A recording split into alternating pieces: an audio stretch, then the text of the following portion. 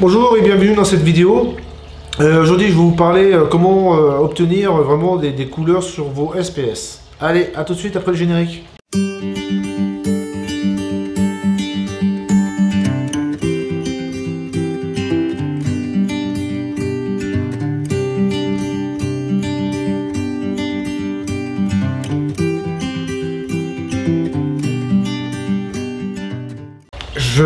Un autre sujet délicat, parce que je vois pas mal de choses et je lis pas mal de choses sur les forums, un peu de tout et un peu de n'importe quoi.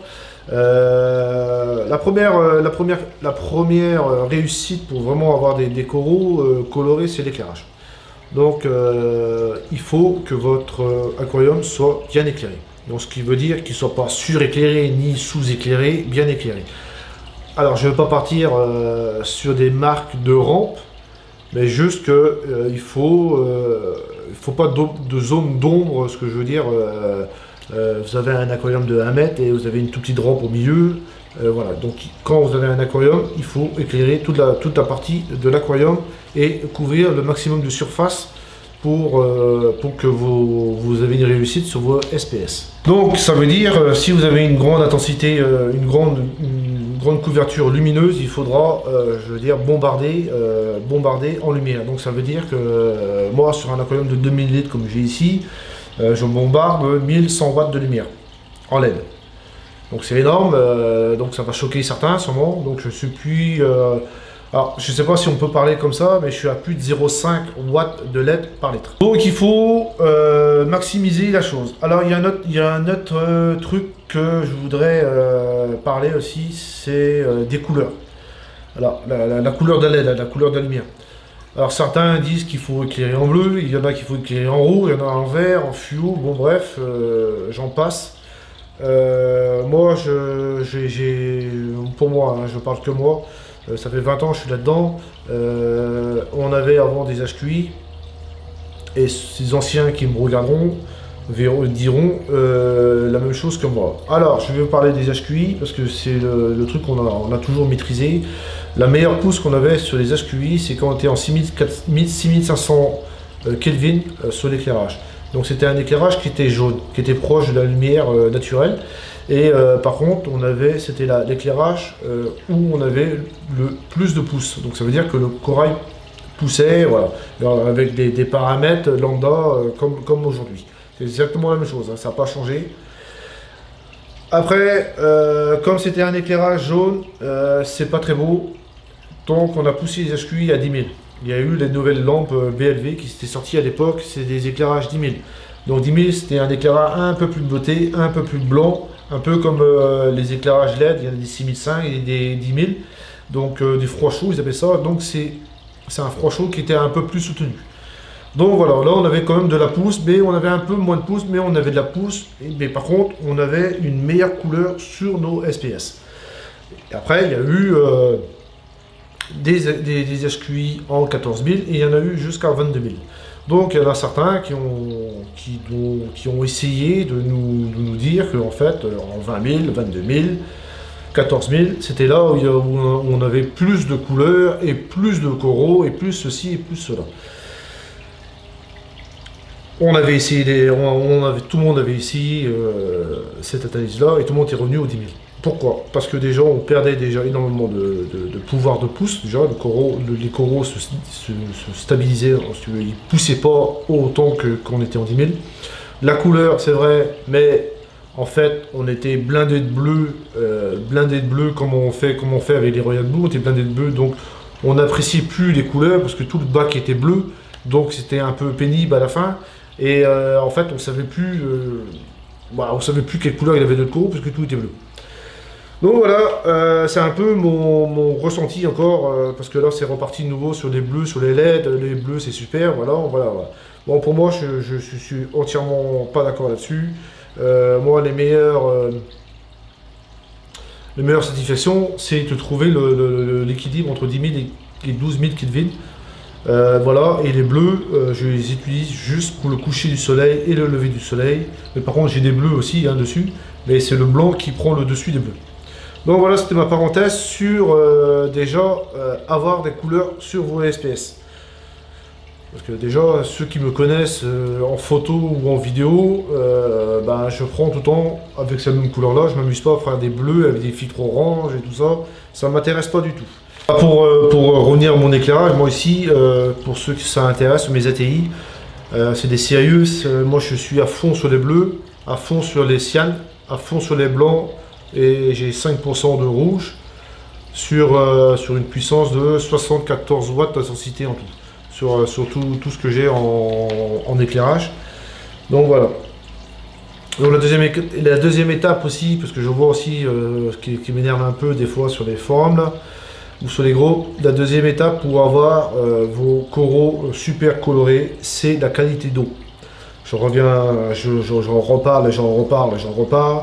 Il faut que vos nutriments soient bas et non hauts. Alors pourquoi? Si, je vais vous expliquer clairement, si vous avez un taux déjà qui commence à être supérieur à 0,10 et un taux qui est supérieur à 10 mg de N3, vous commencez déjà à avoir des coraux qui sont foncés. Donc ils sont... Certains diront oui c'est bien, c'est beau, c'est joli, c'est mes coraux, donc je fais ce que je veux. Mais ces valeurs-là ne sont... vous n'aurez pas forcément les couleurs que quand vous avez acheté. Par exemple, vous avez acheté un beau coraux, je sais pas, bleu clair, il va devenir automatiquement foncé, quoi. Bon voilà, ça c'est un facteur. Surtout il y a des facteurs, il faut regarder aussi sur les short cakes, tout ce qui est microclados, eux ils aiment bien une qualité vachement pauvre. Si vous voulez vraiment avoir des belles nuancées roses et des belles nuancées vertes ou des beaux jaunes, ça c'est que les nutriments qui vont apporter vraiment des belles couleurs sur vos coraux. Le troisième facteur qui est important aussi, alors là on va jouer vraiment sur des détails de couleurs. Ce seront les oligo-éléments que vous allez apporter dans votre aquarium. Donc il y a différentes marques qui le font. Mais sachez que les oligo-éléments vont vraiment soutenir quelques couleurs. Vous allez réussir à tenir quelques couleurs.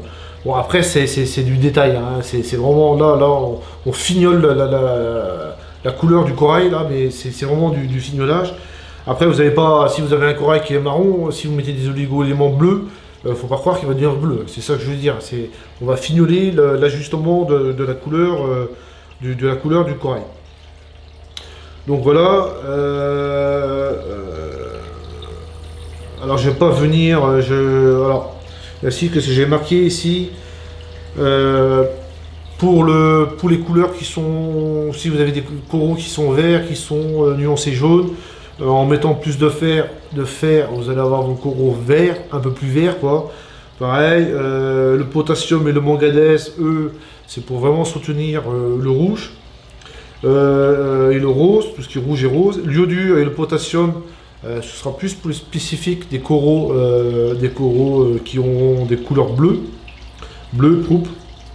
L'ajout aussi d'acide aminé va permettre aussi à quelques aspects de vos coraux.